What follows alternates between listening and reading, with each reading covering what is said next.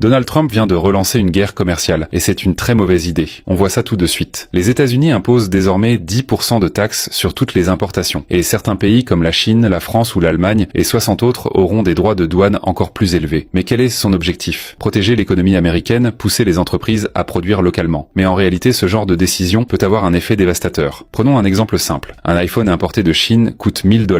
Avec une taxe de 10%, il coûtera 1100 $ aux consommateurs. Et le résultat? Les citoyennes se retrouvent avec une hausse des prix, une inflation et donc une baisse du pouvoir d'achat. Et ça, c'est juste pour commencer. Ensuite, il faut parler des représailles. La Chine a déjà réagi avec une taxe de 34% sur les produits américains. Ça veut dire que les exportations américaines vont souffrir, les entreprises vont vendre moins et l'économie va ralentir. Et tu te demandes peut-être, mais pourquoi Trump fait ça alors? Pour des raisons politiques. À court terme, ça donne l'impression de défendre l'industrie nationale. Mais à long terme, ça peut fragiliser toute l'économie mondiale. Même les marchés financiers ont déjà réagi. Le Dow Jones a perdu plus de 1600 points le jour de l'annonce. Et les économistes parlent d'un risque de récession si cette guerre commerciale s'intensifie. En conclusion, cette décision peut sembler patriotique, mais elle pourrait coûter des milliards à l'économie américaine et fragiliser encore plus les équilibres mondiaux. Et si tu veux plus de contenu comme celui-ci pour mieux comprendre l'économie, pense à t'abonner.